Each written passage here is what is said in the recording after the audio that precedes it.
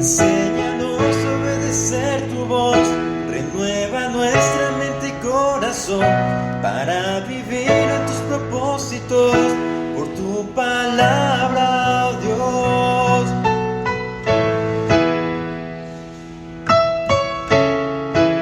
Infalible y poderosa, penetra el duro corazón, sobre todo prevalecerá. Su palabra es la verdad. Dios los bendiga, buenos días. Sean bienvenidos al devocional el día de hoy, jueves 14 de septiembre, llevando por título Mediador de un nuevo pacto. Estando en el capítulo 8, ¿sí? En el capítulo 8 de Hebreos. Así dice la palabra de Dios. Ahora bien, el punto principal de lo que venimos diciendo es que tenemos tal sumo sacerdote, el cual se sentó a la diestra del trono de la majestad en los cielos, ministro del santuario y de aquel verdadero tabernáculo que levantó el Señor y no el hombre. Porque todo sumo sacerdote está constituido para presentar ofrendas y sacrificios, por lo cual es necesario que también éste tenga algo que ofrecer.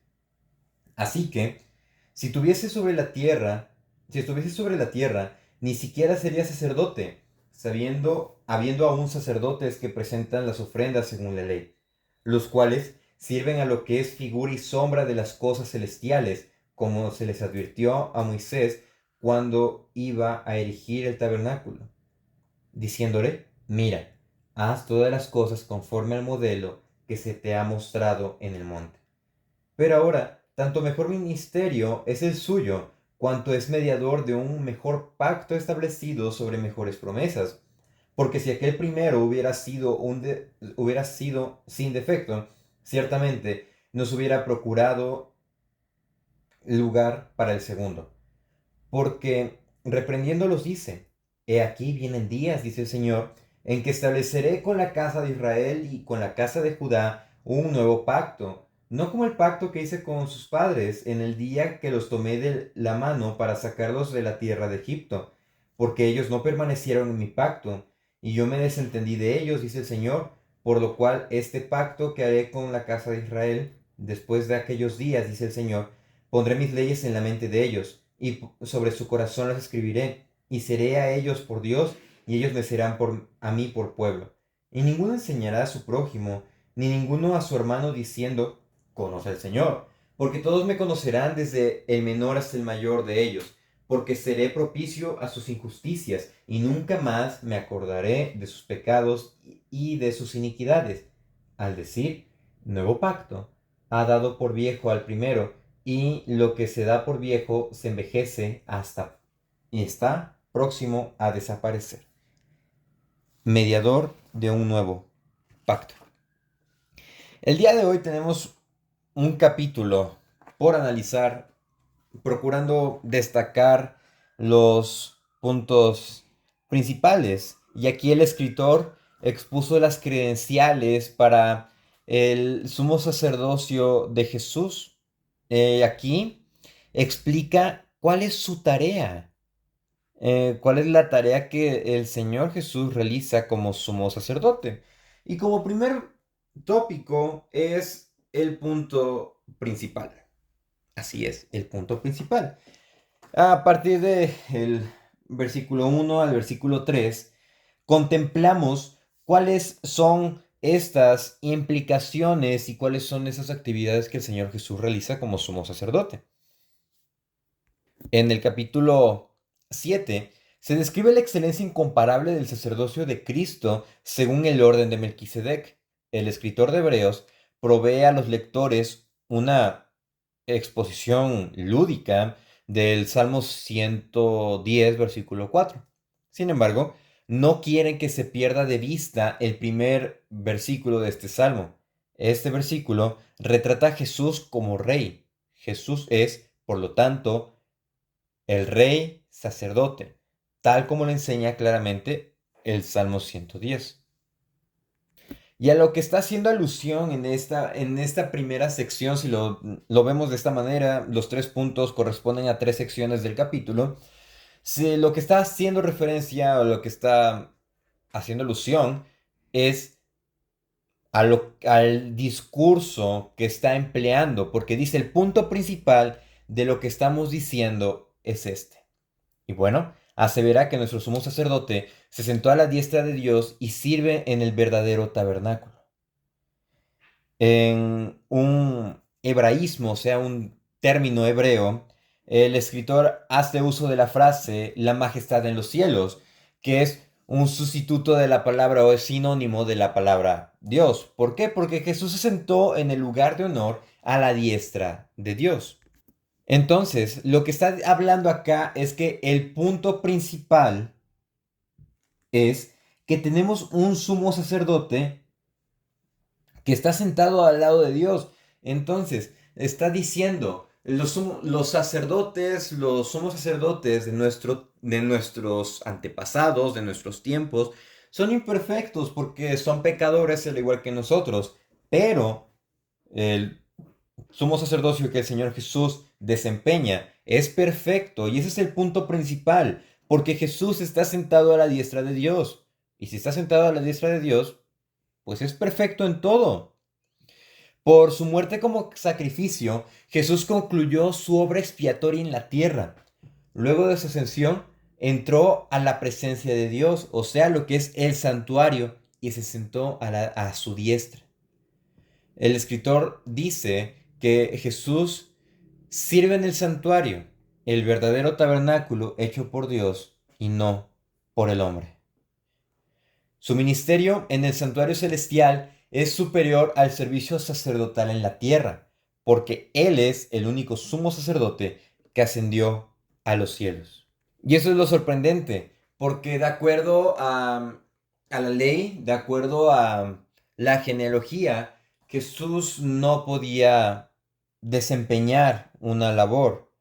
Bueno, de esta manera es que Jesús sirve en el santuario por excelencia, en el santuario perfecto que es allá en el cielo, al lado de Dios. Y es lo que está diciendo acá, es el punto principal, que el Señor Jesús está ministrando ante Dios e intercediendo por nosotros. Y es la hora perfecta. Dice, porque todo sumo sacerdote está constituido para presentar ofrendas y sacrificios, pero Jesús fue el sacrificio perfecto que se entregó por nosotros. Como segundo punto es sombra y figura. A lo largo del versículo 4 al versículo 6 se nos presenta una cuestión, un ¿qué pasaría?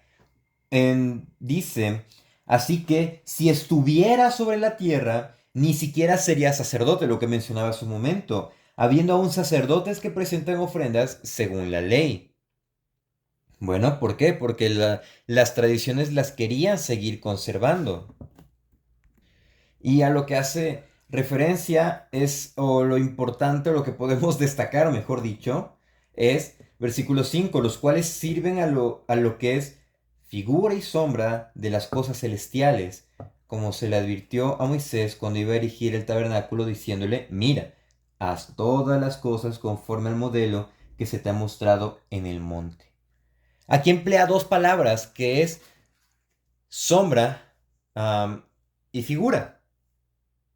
Y la palabra sombra se puede traducir también como copia o incluso se puede, pues, dar otra definición tal como sustancia. Entonces, lo que está hablando acá de figura es sustancia. Y sombra puede ser entendido como un reflejo del original. De manera que percibimos la imagen mental del original celestial proyectando su sombra sobre la tierra. Pero esta sombra tiene forma y tiene sustancia. El escritor de Hebreos tiene la intención de decir que los sacerdotes que servían en el santuario tenían que darse cuenta de las limitaciones existentes. La estructura del tabernáculo no era más que una muestra, una esencia, o incluso una copia. Y los sacrificios eran solo una sombra, algo que iba a representar o algo que se iba a mostrar posteriormente. Es por eso que de todo lo del Antiguo Testamento, las profecías, los celebraciones e incluso salmos apuntan a la obra perfecta de Cristo o apuntan a su ministerio. Entonces, vemos que en el versículo 6 nos dice, pero ahora, tanto mejor ministerio es el suyo, cuanto es mediador de un mejor pacto, establecido sobre mejores promesas. Este versículo es en realidad, o se podría considerar, como una continuación directa del versículo 4, porque está hablando, continúa hablando con respecto a la obra del sacerdote, a la función que empieza a desarrollar. Y es en este momento que se nos dice que es tanto mejor ministerio por, porque es un mejor pacto establecido sobre mejores promesas. Aquí se introduce de una manera abrupta el concepto del pacto que se había mencionado en el capítulo 7, versículo 22. De manera que el escritor ahora está listo para ahondar o explicar las implicaciones del nuevo pacto que supera al anterior. Y él muestra que Cristo es el mediador por excelencia de este nuevo pacto, el cual empieza a explicarse en esta tercera sección del capítulo, la cual es el nuevo pacto, del versículo 7 al versículo 13. Una de las características del escritor es la de citar extensos pasajes del Antiguo Testamento. Vemos que cita Salmos capítulo 2, Salmos capítulo 8, capítulo 3, capítulo 95, 105, 40, 110, y podemos así, tan solo en estos capítulos va citando varios salmos. Habitualmente él explica esos pasajes, tal como él explicó el Salmo 95, hablando sobre la incredulidad de el pueblo de Israel, pero para este momento, en estos versículos, específicamente, él está citando Jeremías capítulo 31, versículo 31 al 34.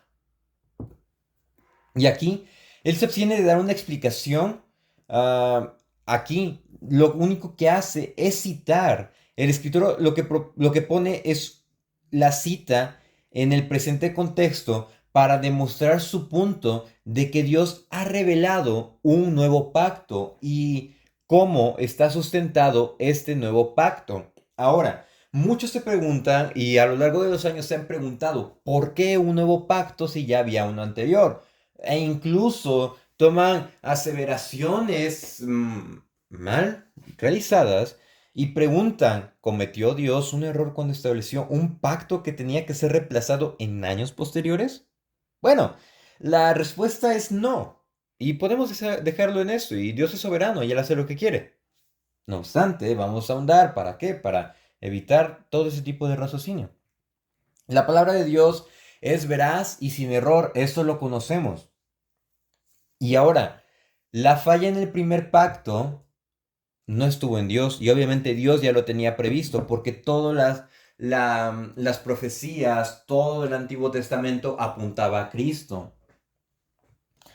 La, la cuestión es de que Dios no falló, sino que fue el pueblo quien falló.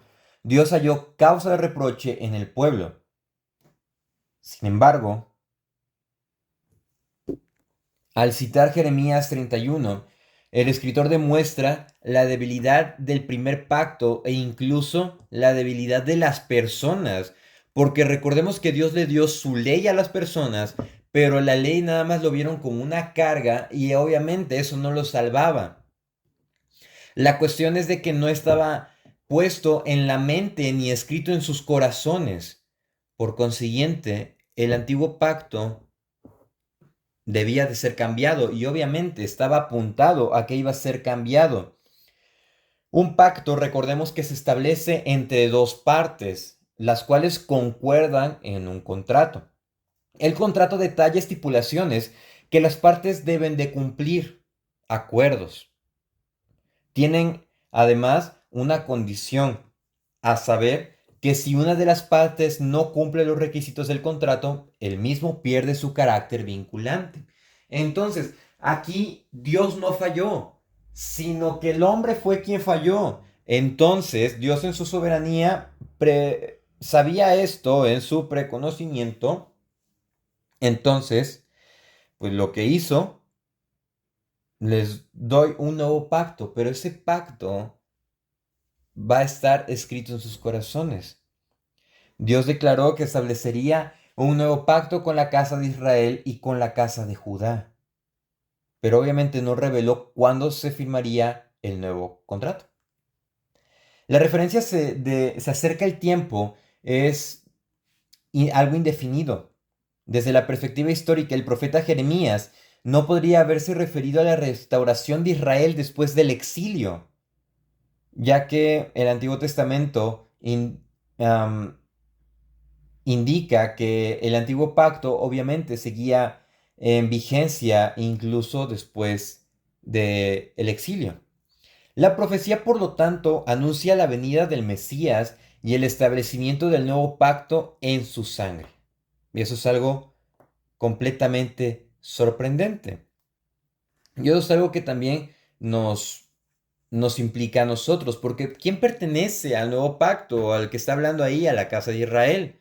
Bueno, toda aquella gente que Dios decide y en la que Dios pone en sus mentes la ley y en sus corazones es escrita. Bueno, las expresiones mentes y corazones son términos paralelos, representan el ser interior del hombre. Y el pueblo de Dios experimenta el poder penetrante de la palabra de Dios, de modo que tal ley llega a ser parte de su conciencia. Y esa conciencia le ayuda a poder caminar de acuerdo a estatutos bíblicos y estatutos divinos.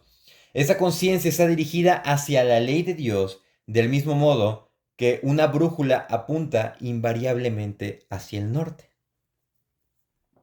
En este tiempo del Nuevo Testamento, Dios también se dirige a los creyentes en Jesucristo y les da la promesa del pacto: yo seré vuestro Dios y vosotros seréis mi pueblo. En este nuevo pacto, Dios está inseparablemente unido a su pueblo porque la ley de Dios ha sido escrita en nuestros corazones.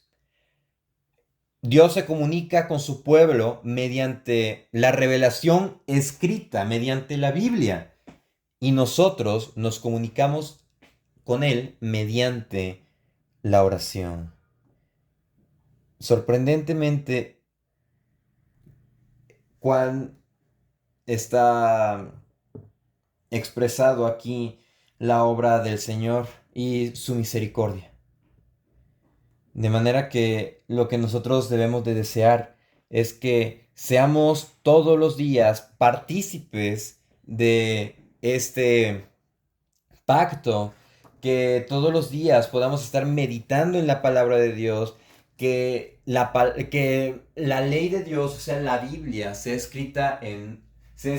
presente en nuestras mentes, escrita en nuestros corazones, para que podamos ser transformados a la imagen de Jesús. Que Dios les bendiga. Cielo y tierra desvanecerá, tu palabra permanecerá. Cielo y tierra desvanecerá, tu palabra permanecerá. Enséñanos